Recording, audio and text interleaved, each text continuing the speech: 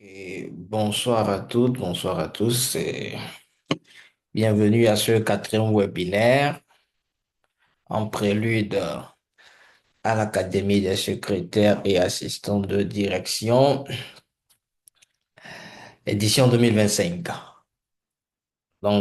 Ce sera à Balimé du 24 au 27 juin sous le thème l'influence des secrétaires au sein de l'entreprise et au sein de la société. Donc, comme d'habitude, comme contrat pédagogique, nous allons déposer les titres, adopter nos prénoms, au cas où quelqu'un veut parler, ouvre son micro, sinon tous les micros sont fermés. Donc, l'option main levée pour prendre la parole. Bon, les supports sont disponibles sur demande. Et aussi, il serait bien, bon, pour que je ne vous dérange plus trop, pour que vous preniez la parole, si vous avez des préoccupations quand on déroule la présentation, vous pouvez mettre vos préoccupations par message dans le chat. Voilà, merci. Aujourd'hui, le thème qui nous réunit, c'est développer sa proactivité et appliquer les 5 A de l'excellence professionnelle. Développer sa proactivité et appliquer les 5 A de l'excellence professionnelle. Donc, il serait question de parler de proactivité et d'excellence professionnelle durant les minutes qui sont devant nous. Donc, parlons de proactivité. Parlons de proactivité. La proactivité, c'est la capacité de prendre des initiatives par soi-même sans attendre d'avoir une instruction ou une demande. C'est aussi faire les choses avant qu'elles ne deviennent nécessaires. C'est finalement penser à l'avenir, planifier et préparer ce qui nous attend. C'est prendre des mesures aujourd'hui pour améliorer demain. Victor Hugo dit, l'initiative est de faire la chose juste sans qu'on ait à vous le demander. Donc, la proactivité, c'est ne plus attendre les gens, ne plus attendre son boss, ne plus attendre qu'on vous dise de faire telle chose avant de le faire. La plupart du temps, on sait tous ensemble ce qui doit être fait. Et nous devons nous inscrire dans une dynamique de prise d'initiative ou d'action sans qu'on ne nous demande cela. Euh, je sais peut-être que tel collaborateur ou bien mon patron aura besoin de tel document à tel moment. Je n'ai pas besoin d'attendre que le moment arrive qu'on me demande avant que je donne. Je prépare, je mets à disposition avant qu'on ne demande. Voilà.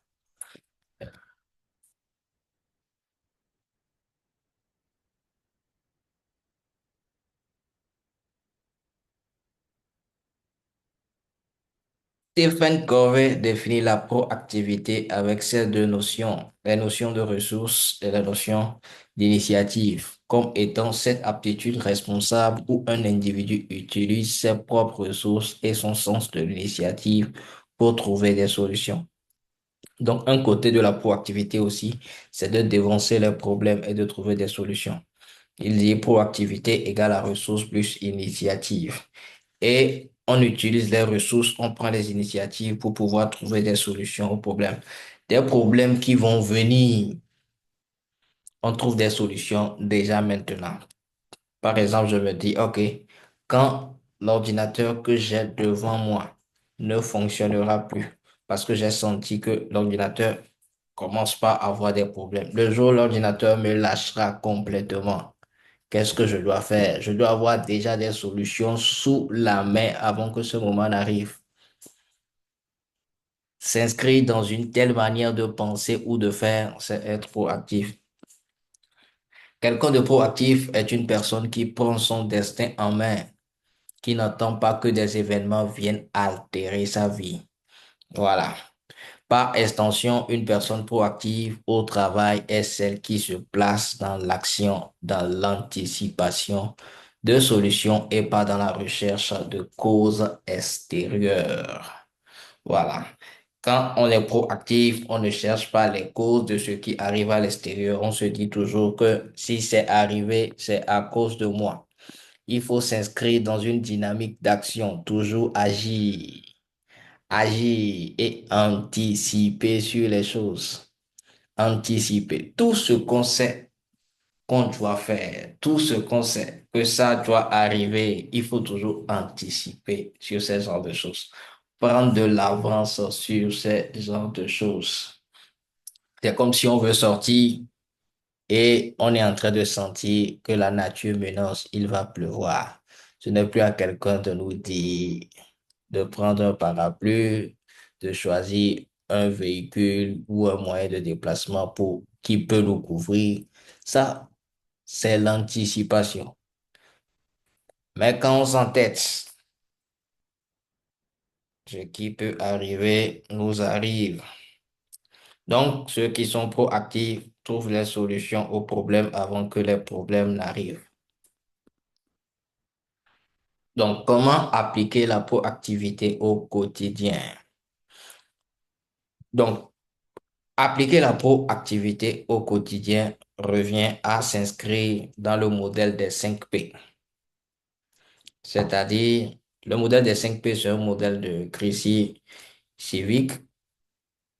Prédire, prévenir, planifier, participer, performer. OK. Être proactif, c'est prédire. Être proactif, c'est prévenir. Être proactif, c'est planifier. Être proactif, c'est participer. Et être proactif, c'est performer. Prédire. Les personnes proactives sont rarement prises par surprise. Elles sont à l'écoute de leur environnement, prédisent les tendances et anticipent les événements. Par environnement, nous entendons autant le macro-environnement comme l'économie, l'industrie et le secteur d'activité que le micro-environnement comme l'entreprise, le gestionnaire et l'équipe. Prédire, c'est ne jamais être pris par surprise. Ça veut dire qu'on prend de l'avance sur les situations qui pourraient advenir. Voilà.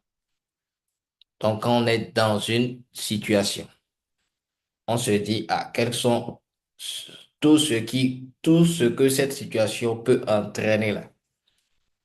On détermine cela et on prend des mesures pour ne pas être surpris. Hein? Quand tu sens que quelqu'un peut te trahir, il faut prendre des mesures pour ne plus être choqué quand cela va arriver. Et donc, trahir, ça peut venir de notre environnement de travail. Donc, il faut prendre les mesures, il faut devenir un prédire, quel verbe on peut utiliser pour prédire? Voilà, prédire. On va dire un voyant ou bien, voilà, il faut prédire. Prévenir. Donc, on est dans la même lancée. Les personnes proactives empêchent les problèmes d'arriver. Dès qu'elles voient qu'un problème peut surgir, elles le confrontent immédiatement avant qu'il ne devienne trop accablant. Elles ont toujours un plan B pour faire face aux situations qui pourraient occasionner des problèmes. Avant, on a vu prédire, c'est-à-dire de pouvoir voir les choses par avance et de prendre les dispositions. Ici, on dit de prévenir. Parmi les choses qu'on a vues par avance et qui pourraient advenir, qu'est-ce qu'on a pris comme solution ou bien comme résolution pour que cela n'arrive pas? Et si ça arrivait, quel est notre plan B? Je donne l'exemple de l'ordinateur qui est en train de lâcher. Est-ce qu'on va prendre un autre ordinateur, mettre en bas? Est-ce qu'on va changer d'ordinateur en même temps? Donc, tout ça, ce sont des approches de solutions qu'on doit explorer et adopter avant qu'il ne soit trop tard. Et dans prévenir, il faut avoir un plan de substitution, il faut avoir un plan B, un plan d'exception. Donc, je donne exemple pour prévenir. Face à l'arrivée prochaine du nouveau logiciel, vous allez voir les techniciens informatiques dans votre organisation et leur demander comment cela affectera votre travail. Suite à cette rencontre, vous décidez de lire quelques tutoriels pour être prêt lorsque le nouveau logiciel fera son entrée. Vous allez voir également les membres de votre équipe et leur faites part du nouveau logiciel qui engendrera du retard dans l'exécution de votre travail. Les coéquipiers sont ainsi en mesure de se préparer en conséquence. Donc, quand un problème doit survenir ou à la probabilité de survenir dans un avenir proche, il faut prendre les dispositions et être prêt. Voilà. Planifier. Les gens proactifs planifient. Donc, les personnes proactives ne cessent pas seulement, ne pensent pas plutôt seulement au moment présent, mais anticipent également les conséquences à long terme. Voilà. Faut pas vivre seulement dans le présent. Il faut voyager positivement dans le futur aussi et planifier. Planifier, c'est avoir un plan. Et le plan ne doit pas seulement rester dans la tête, le plan doit être mis par écrit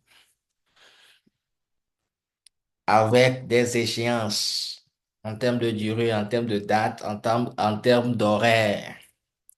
Donc, c'est comme ça on planifie.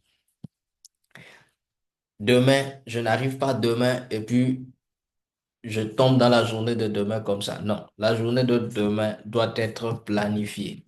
Ça veut dire qu'en soirée ou très tôt demain matin, j'ai un checklist ou une to-do list sur laquelle j'ai listé tout ce que j'aurai à faire au cours de la journée avec les horaires auxquels j'aurai à les faire.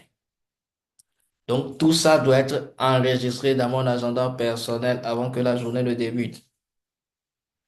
C'est ça aussi être proactif. Il faut planifier.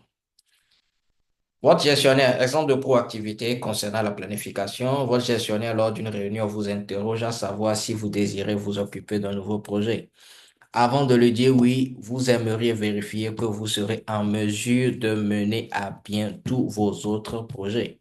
Sinon, vous n'hésiterez pas à solliciter un délai plus long à votre gestionnaire, de même que l'aide d'un collègue pour vous aider à réaliser certaines tâches dans ce nouveau projet. C'est-à-dire que votre patron veut vous confier une nouvelle tâche. Quand cela doit arriver, il faut vérifier que vous avez suffisamment de temps pour faire cela. Au cas échéant, il faut négocier le temps de la nouvelle tâche que vous allez prendre afin de ne pas décevoir la personne qui vous confie cela. Donc pour ça, il va falloir mettre un plan à l'œuvre pour pouvoir surveiller ses actions au quotidien. Participer. Les personnes proactives ne sont pas victimes des circonstances. Au contraire, elles s'engagent face aux événements en faisant la différence entre ce qu'elles peuvent contrôler et ce qu'elles ne peuvent pas contrôler. Elles font partie de la solution et non du problème. Chez les proactifs, on ne parle pas problème, on parle solution. Quand quelqu'un est proactif ou vous le reconnaître, que quelqu'un est proactif, vous allez voir qu'il est orienté solution que problème. Être orienté solution que problème. Comme j'ai l'habitude de dire, les solutions existent avant le problème. Donc, quand un problème survient, c'est que la solution est déjà disponible. Donc, les proactifs ne jouent pas la victime. Ils s'engagent face aux événements et ils font la différence entre ce qu'elles peuvent contrôler et ce qu'elles ne peuvent pas contrôler. Toujours dans une situation, ces deux choses sont là. Ce qu'on peut contrôler et ce qu'on ne peut pas contrôler. Ce qu'on peut faire et ce qu'on ne peut pas faire. Et il faut toujours faire ce qu'on peut faire et ne pas se morfondre pour ce qu'on ne peut pas faire. Ce qui échappe à notre contrôle, il faut le laisser à celui à qui ça revient de droit. Et participer, c'est aussi de s'impliquer dans tout ce qu'on fait et de s'impliquer totalement. Donc, dans l'exemple ci-dessus du logiciel, vous ne critiquez pas le changement, vous trouvez plutôt immédiatement un moyen pour que l'adaptation soit plus facile. Vous faites partie de la solution, comme on l'avait vu qu'un nouveau logiciel qu'on veut implémenter au sein de l'entreprise. Donc, vous rentrez en mode solution pour voir comment ce changement ne va pas plutôt vous bouleverser, mais vous avantager. Donc, il va être capable de s'adapter. Performer. Les personnes proactives prennent des initiatives et agissent consciemment et intentionnellement. Elles réfléchissent d'abord à la bonne action à poser pour atteindre le résultat voulu. Une fois l'action choisie, elles la font si cela fait partie de leur fonction. Elles n'attendent pas qu'on leur dise quoi faire et ne demandent pas l'approbation. Non, non, non. Les personnes proactives prennent des initiatives et agissent consciemment et intentionnellement. Consciemment et intentionnellement. Initiative, c'est initier. Et surtout, réfléchissent d'abord à la bonne action à poser pour atteindre le résultat voulu. Donc, quand on est proactif, on nous donne un objectif ou un résultat à atteindre, un objectif à atteindre ou un résultat à produire. Il faut savoir et s'asseoir plutôt, penser et repenser à ça. Voir ce qui peut nous conduire à atteindre le résultat avant de s'y engager. Et quand on s'engage à performer. Ce qu'on doit faire, on le fait bien et on le fait de la meilleure des manières. Faut pas toujours attendre qu'on dit, eh, allez-y. Non. Quand ça doit être fait, faites-le.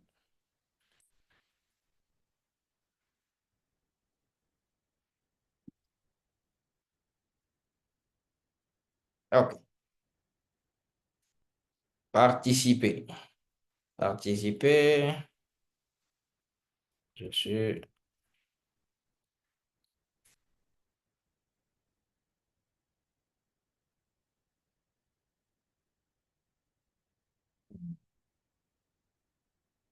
performer. Exemple de performer. Votre gestionnaire vous réclame des informations pour un nouveau projet. Face aux préoccupations que vous avez perçues chez votre gestionnaire concernant ce projet, vous faites plus que ce qu'il vous demande. Vous anticipez ses besoins. Vous lui donnez les informations exigées, bien sûr, mais en plus, vous lui en fournissez d'autres tout en lui donnant votre analyse personnelle, de même que les recommandations que vous tirez. La dernière fois, on a dit parler du kilomètre additionnel. Un proactif en termes de performance, il ne fait pas seulement ce qu'on lui demande de faire, il va au-delà de ce qu'on lui demande de faire, c'est-à-dire il fait le kilomètre additionnel. Quand on vous dit de porter la charge sur 1 kilomètre, il faut la porter sur 2 kilomètres. Voilà ce qui crée la différence dans tout ce que nous faisons. Donc, en tant que proactif, on performe. Quand vous voyez quelqu'un qui performe, qui fait toujours au-delà de ce qu'on lui demande, vous avez vu une personne proactive. Ou si vous êtes la personne, ah, bravo. Donc, maintenant, on pourra facilement passer aux 5 A de l'excellence professionnelle. Mais avant, je vais revenir sur les 5 P de la proactivité. Prédire, prévenir, planifier, participer, performer. Prédire, toujours voir les choses par avance. Prévenir, prendre des dispositions. Planifier, toujours avoir un plan d'action. Participer, s'impliquer dans ce qu'on fait. Performer, faire toujours au-delà de ce qui nous est demandé. Donc, les 5 A de l'excellence professionnelle. Donc, les 5 A de l'excellence professionnelle, on a l'association, adaptation, attitude, anticipation, aptitude. Mais d'abord, c'est quoi l'excellence professionnelle? L'excellence professionnelle est une attitude adéquate pour une prestation de service optimale, de la motivation pour réaliser le travail avec un haut standard de qualité et également des objectifs de réussite comportant de l'exigence envers soi-même, donc envers l'entreprise. Donc, quand on veut être excellent professionnellement, on doit avoir une attitude qui va avec. On doit offrir un service optimal et avoir de la motivation. Toujours être motivé pour ce qu'on fait, pour offrir un travail de qualité, de haut standard. Et on doit avoir des exigences envers nous-mêmes d'abord, et envers l'entreprise. Donc l'excellence, ça se travaille au quotidien. Ça se travaille constamment, ça se travaille continuellement. Oprah Winfrey a dit que l'excellence soit votre marque. Lorsque vous êtes excellent, vous devenez inoubliable. Que l'excellence soit votre marque. Lorsque vous êtes excellent, vous devenez inoubliable. Faire le bon choix, même si personne ne sait que vous êtes ce qu'il faut, vous faites ce qu'il faut plutôt, vous apportera toujours la bonne chose. Faire le bon choix, même si personne ne sait que vous faites ce qu'il faut, vous apportera toujours la bonne chose. Que l'excellence soit votre marque. C'est une décision qu'on prend, que à partir d'aujourd'hui, tout ce que je ferai, je mettrai cette touche d'excellence là-dedans. Ce petit trait qui distinguera toujours, qui me distinguera toujours des autres. Lorsque on est excellent, on dit on devient inoubliable. On devient inoubliable. Il y a une citation de Steve Jobs qui rejoint un peu cela, qui dit que aujourd'hui, je crois que je vais rechercher exactement la citation et d'ici la fin, pouvoir la partager avec vous, si je la retrouve au plus tôt. On va continuer avec association. Association comme premier A, agir au sein de l'équipe pour une collaboration réussie. Donc, le premier A de l'excellence professionnelle qui est association nous demande à devenir un meilleur partenaire. En tant que secrétaire, nous sommes en entreprise, nous avons les collaborateurs, notre patron. Donc, il va falloir qu'on devienne un meilleur partenaire. Donc, c'est toute une équipe qui nous entoure. Donc, agir au sein de l'équipe pour une collaboration réussie. Et il faut avoir toujours cette mentalité de gagnant-gagnant. Donc, faut pas faire en sorte que les choses vous profitent uniquement à vous seul. C'est un partenariat gagnant-gagnant. Adopter la démarche respect pour ses clients internes et ses clients externes. Donc, il va avoir un respect. On doit s'exiger à respecter autant nos collaborateurs en interne qu'autant que nos clients qui sont à l'externe, clients fournisseurs, etc., qui sont à l'externe. Donc, toute personne que nous rencontrons, nous devons avoir ce visage respectueux, cette approche respectueuse envers chacun et chacune d'entre elles. Le deuxième A, c'est l'adaptation. Adaptation, adaptabilité. Et comme le caméléon qu'on voit à l'image, il faut faire preuve de flexibilité. C'est vrai que beaucoup d'entre nous sommes rigides, mais nous devons être vraiment flexibles. Comprendre les enjeux de l'environnement professionnel et leurs conséquences pour sa mission. Identifier ses réactions face au changement. Gérer ses émotions et faire part de son ressenti. Prendre du recul et proposer des solutions constructives. J'avais dit, ou bien voilà, j'avais dit que la seule chose qui ne changera pas, c'est le changement lui-même. Je crois que c'est Confucius qui a dit ça, que la seule chose qui ne changera pas, que c'est le changement. Donc, nous évoluons dans un environnement qui ne fait que changer. Donc, le changement est devenu notre quotidien. Ça veut dire que nous devons nous adapter à chaque changement. Et comme le dit la dernière phrase, prendre du recul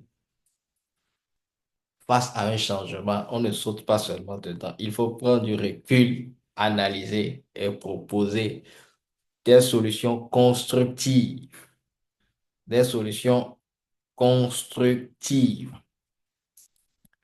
Troisième A, notre attitude. Pour exceller professionnellement, notre attitude est très importante parce que cela va renforcer notre impact. Donc, nous devons jouer pleinement notre rôle de facilitation. De la même manière que nous devons faire en sorte que ce que nous faisons devienne de plus en plus facile pour nous, nous devons veiller aussi à faciliter le quotidien de nos collaborateurs ou de tous ceux qui sont dans notre groupe. Donc, adapter son argumentation à son interlocuteur et gérer les situations délicates dans un esprit de coopération. Donc, notre attitude est très importante parce qu'elle renforce notre impact.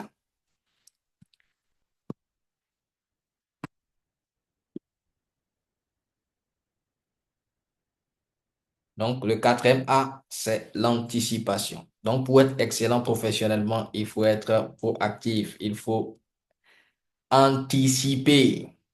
Donc, anticiper, c'est être une force de proposition. Nous devons être capables d'apporter des propositions à notre manager. Renforcer son autonomie dans la conduite de ses missions. Ça veut dire que de, de faire en sorte que qu'on n'ait pas toujours besoin de nous pour que les choses soient faites, mais de créer les conditions que les choses soient faites, même quand on n'est pas immédiatement présent. Saisir les opportunités pour façonner son poste et y évoluer. Mhm. Donc, il faut saisir toutes les opportunités qui vous permettent d'aller de l'avant. On ne vous les donnera pas, les opportunités, il va falloir les saisir.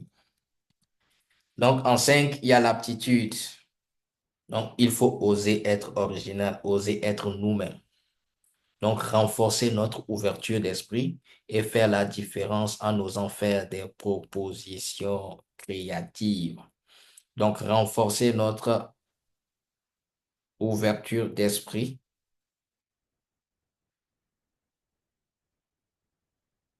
et faire la différence en osant faire des propositions créatives. Donc, il faut faire de nouvelles propositions, des propositions qui sortent de l'ordinaire, des propositions créatives ainsi que des propositions innovantes pour faire évoluer les choses. Donc, ça fait aussi partie de l'excellence professionnelle. Donc, pour être excellent professionnellement, nous devons développer notre association, notre adaptation, notre attitude, notre anticipation et notre aptitude.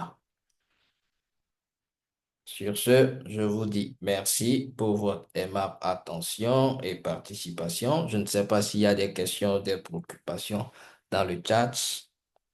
Un instant, je vais voir. OK, je crois que j'ai retrouvé ma citation de Steve Jobs aussi concernant l'excellence qui dit, soyez un repère de qualité.